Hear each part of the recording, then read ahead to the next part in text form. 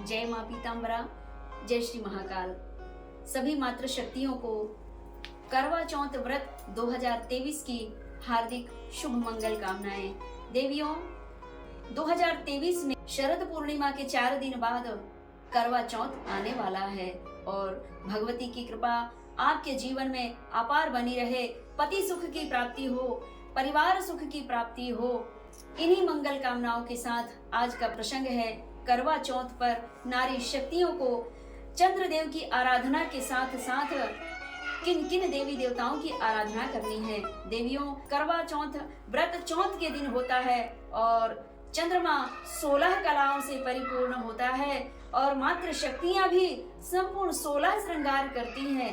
आप करवा चौथ व्रत के दिन संपूर्ण 16 श्रृंगार करते हुए माँ भगवती, आदि शक्ति, ब्रह्म शक्ति, महाविद्या, बगलामुखी देवी का ध्यान अवश्य करें और भगवान शिव का ध्यान करें, क्योंकि करवा चौथ व्रत के दिन माँ भगवती पार्वती जी के जो दिव्य स्वरूप हैं, 10 स्वरूप, महाकाली, महालक्ष्मी, महासरस्वती, काली, तारा, षोडशी, छिन्नमस्तिका, त्रिपुर भैरवी, भुवनेश्वरी, धूमावती, बगलामुखी, मातंगी, ये सब भगवान शिव की 10 प्रधान शक्तियां हैं और इन 10 महाशक्तियों के मस्तिष्क पर चंद्रमा विद्यमान है और भगवान शिव के मस्तिष्क पर भी चंद्रमा विद्यमान है।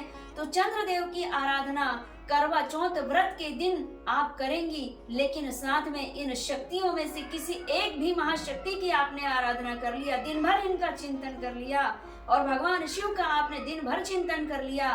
रात्रि कालीन उन्हीं कलश में, मिट्टी के दिव्य कलश में आप भगवान शिव और माता के दिव्य आत्म ज्योति स्वरूप में प्रज्वलित करें। भगवती का अखंड आशीर्वाद आपको प्राप्त होगा और आपके जीवन में सर्व मंगल कार्य सिद्ध होंगे, अखंड सौभाग्यवती का वरदान प्राप्त होगा। जैसे देवी देवताओं ने लीलाएं करी है, इसी प्रकार मनुष्य जाति भी इस धरा पर श्रृंगार करती है।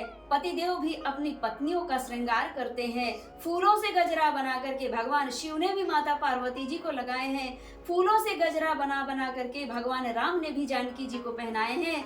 आज भी वही गजरा लगा करके और माताएं करवा चौथ का व्रत रखेंगी। तो हे देवियों, सभी से मैं कहना चाहूंगी, हे मातृ शक्तियों, हे देवियों, आपसे मैं कहना चाहूंगी कि करवा चौथ के व्रत के दिन आप भी गजरा लगावें और अपने पति देव को देव के स्वरूप में मान करके पूजन अर्चन करें।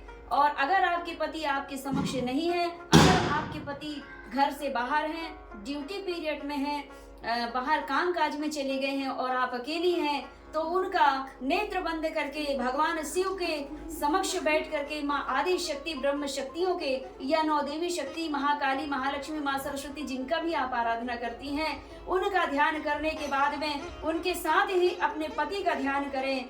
दोनों नेत्र बंद करके अपने पति का ध्यान करते हुए और सुख और सौभाग्य की कामना माँ भगवती के समक्ष करें। भगवती आपकी सर्व मनोकामनाओं को पूर्ण करती है। क्यों?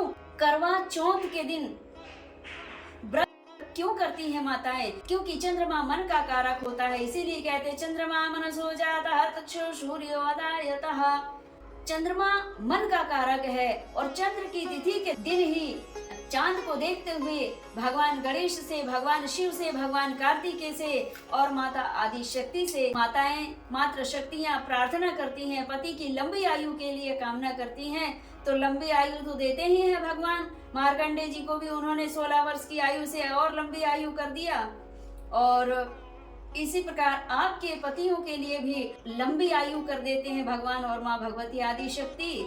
और माँ भगवती आपकी प्रार्थना से प्रसन्न होकर के भगवान शिव आपको अखंड सौभाग्यवती होने का वरदान देते हैं, क्योंकि भगवान मृत्युंजय हैं। अगर आपके पति के जीवन में घोर कष्ट है, रोग से ग्रसित है, शत्रु से ग्रसित है, तो अकाल मृत्यु के योग से भी बचाते हैं। इसलिए करवा चौथ के व्रत के दिन ब्रह्म शक्ति की आराधना करें, बाबा महाकाल की आराधना करते हुए अपने पति की लंबी आयु के लिए आप कामना करें। भगवती की कृपा से आपके पति की आयु लंबी भी होती है, सुख, सौभाग्य और प्रेम भी प्राप्त होता है। होता है अपने पति से।